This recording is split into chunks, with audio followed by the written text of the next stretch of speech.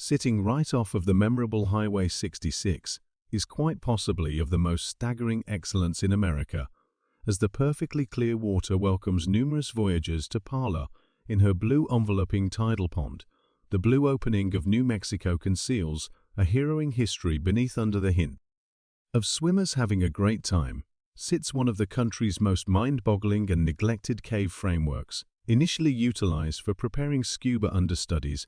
One critical day in 1976 prompted the misfortune to have provided the genuine blue opening with its epithet of the most risky cavern on the planet. Maybe it is the manner by which the reasonable water shimmers off the daylight or puzzling aurora drove 8 men from Oklahoma to involve the blue opening as their preparation ground. The unpretentious lake had served numerous ages, tracing all the way back to the hour of local Americans. Anyway, subtleties are scant, as there aren't many set-up accounts encompassing its starting point.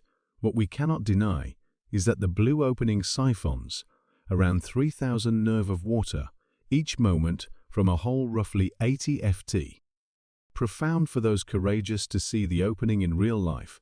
One would be frustrated, as a metal mesh has kept pilgrims from seeing something else for very nearly 50 years before the extraordinary and initial prompting a progression of submerged paths.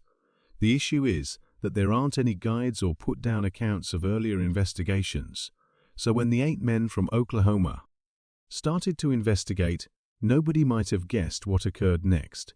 One of the gifts and main points of the human condition is our need to push the limits of peril, even to the place of self-mischief. That is, precisely exact thing occurred on Spring 10th, 1976, when 2 jumpers from the Oklahoma crew chose to get sidetracked from their gathering all of a sudden and enter the we probably are aware beforehand, neglected cave, shimming their bodies into little wrinkles and sinkholes. The 2 jumpers would set out on an investigation that would cost them their lives. What those 2 jumpers saw was immaculate nature, a spot not very many, assuming any, have at any point contemplated, and like our condition directs, they drove further into the cavern. What they would have seen is rooms as tall as 17 ft, paths that lead to impasses, and a cavern framework that arrives at around 190 ft in profundity. Their names were Mike and D. Energetic.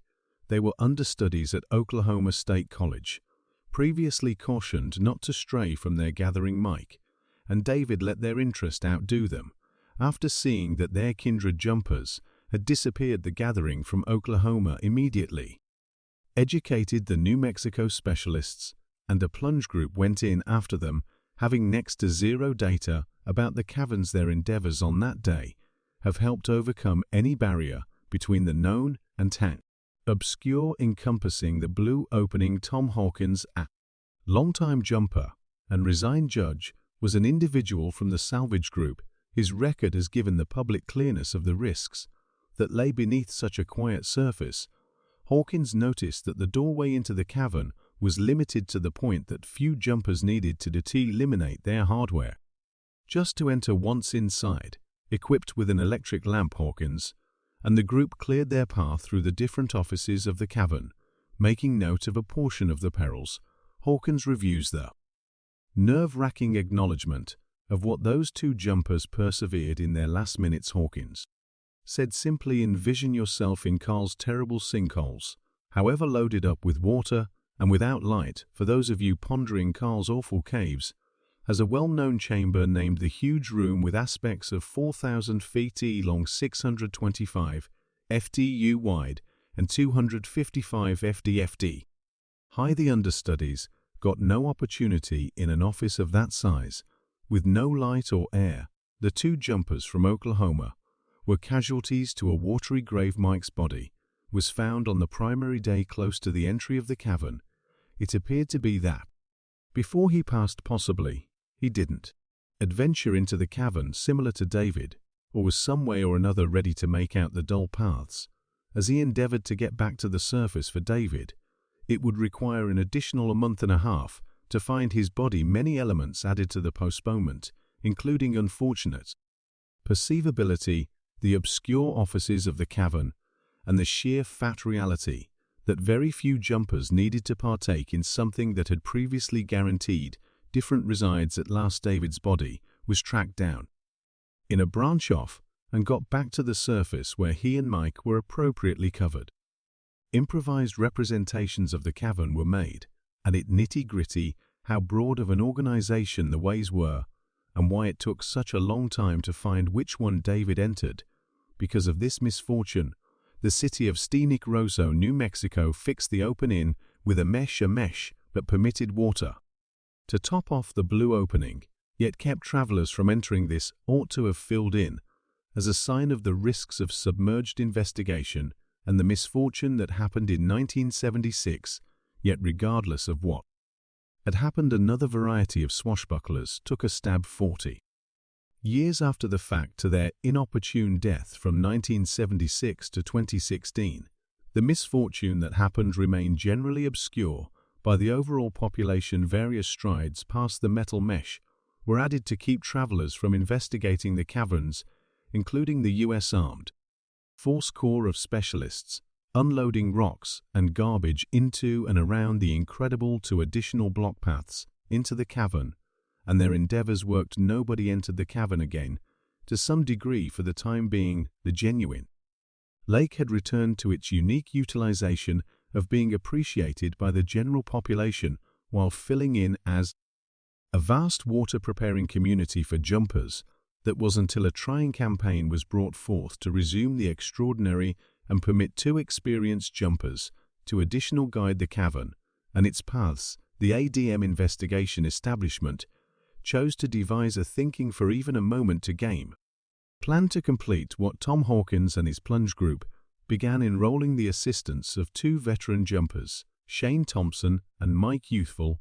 ADM set forth a suggestion that would send the two profound into the blue opening beginning in 213. ADM, with the assistance of city authorities, started preparing for the endeavor. They begun by eliminating and clearing the flotsam and jetsam left by the U.S. Armed Force, giving the jumpers sufficient space to enter. At this point, the peril level to the cavern was viewed as normal, giving everybody, included the security, that the most hazardous cavern on the planet was a moniker just connected with the past.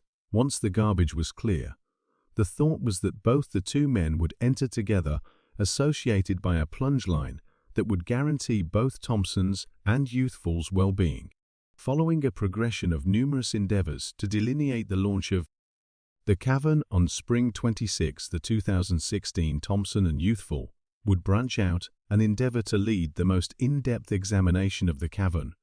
Up to that point, Mike Youthful experienced childhood in Colorado, frequently spending his childhood chipping away at his family's homestead and partaking in external exercises.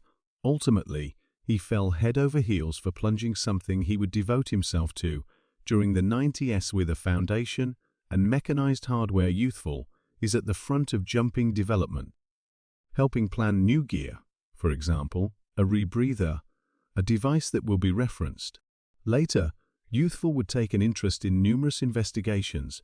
Before the blue opening, he investigated Collapses Mexico, a stream framework in Puerto Rico, and was an individual from the J2 campaign that planned the Sister Ha, the 10th most profound cavern on Earth. Thompson, a refined jumper, was decided to cooperate with Youthful because of his involvement in the destruction of the B-36 aircraft, named a Peacemaker, which crashed off of Mission Oceanside in 1952. Thompson, a previous individual from the Naval Force, was a piece of different undertakings prior to taking on the blue opening. Having many years of plunge time, Thompson was a dependable accomplice for Youthful, as Youthful would be entrusted with investigating the obscure paths of the cavern.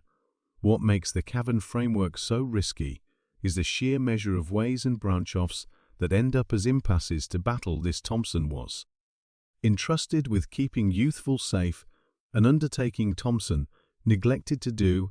In past investigations, jumpers found it hard to explore the broad cavern because of different paths and tight openings. Those openings wouldn't permit jumpers with customary oxygen tanks to enter, since 1,976 rocks had severed in the cavern, making what was at that point a tough spot considerably more enthusiastically, with smaller entrances and restricted perceivability to battle. This youthful was furnished with another variant of breathing gear named the Sidewinder, which put the oxygen tank on his side rather than on his back, permitting youthful to enter paths once considered out of reach. Thompson, furnished with a standard oxygen tank, had his sitting on his back. This was no issue, as the arrangement was for youthful to enter every way while Thompson stayed outside, joined with a plunge line.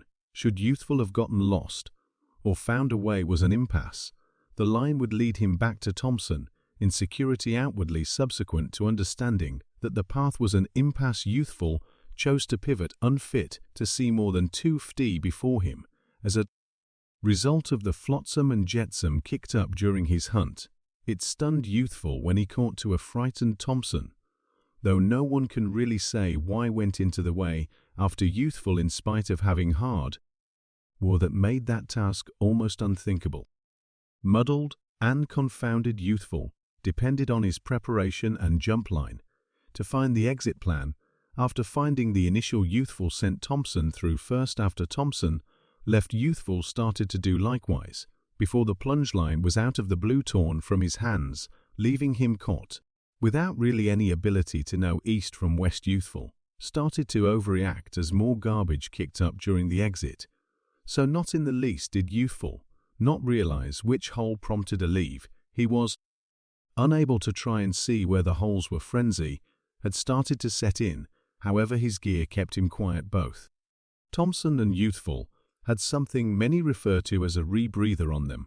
One of the numerous headways in plunging, a rebreather exploits the oxygen not retained into the body through the breathing system. When people inhale, they take in air is comprised of 21% oxygen and 79% nitrogen. The nitrogen is simply aspect of air. Oxygen gives people life. People breathe in 21% oxygen and delivery between 16 or 177%.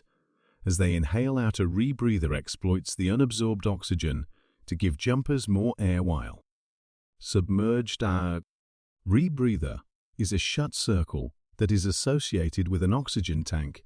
As a jumper inhales into their device, the oxygen and carbon dioxide radiated from breath goes into a cylinder. One way, the carbon dioxide gets scoured out and the excess oxygen gets sent once more into the jumper, exploiting the spotless oxygen that people don't ingest with their most memorable breath. The oxygen tank then supplements the rebreather to give jumpers however much air as could be expected anyway. The rebreather requires the jumper to resist the urge to panic. Practicing typical. Once more, breathing works on breathing hard, as on account of frenzy will cause a jumper's oxygen level to drain at a quicker rate. Youthful realize that things were looking up for him with his rebreather. He kept composed, found an opening, and found the plunge line again. Subsequent to doing this, found Thompson was in a passage acting irregular, and in spite of youthful's endeavors to quiet Thompson down, Thompson jumped on the primary opening. He saw unintentionally crashing into youthful and breaking his dry suit valve, filling his bodysuit with 52F water. Then Thompson was gone. Youthful would follow the plunge line, which was tight, as he looked for Thompson. As youthful gained ground, a sad acknowledgement struck him. The jump line that was once close went limp. Just 2 prospects introduced themselves. Either Thild let go of the line, or he was oblivious. After finding Thompson, youthful acknowledged it was the stepping stool. Thompson had passed. Youthful attempted to pull Thompson's body to the surface. However, the errand under those conditions was too troublesome, so youthful re-emerged. He and the ADM group would return and recuperate Thompson's body the next day. Thompson ran out of oxygen and gave huge indications of frenzy. It was a culmination of numerous things that prompted his downfall.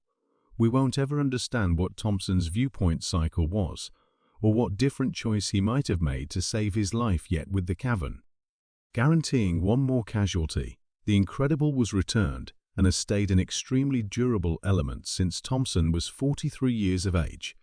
because of its set of experiences, it is far-fetched that the caverns will at any point be investigated in the future, and Nick Rosa authorities have made no arrangements for additional investigation. The blue opening remaining parts, a famous fascination with many serving the local area, for its planned reason notwithstanding its high utilization and dazzling excellence its frightening past, remaining parts are secret to an abundance of thanks for watching this video in the event that you delighted in it if it's not too much trouble, and buy in.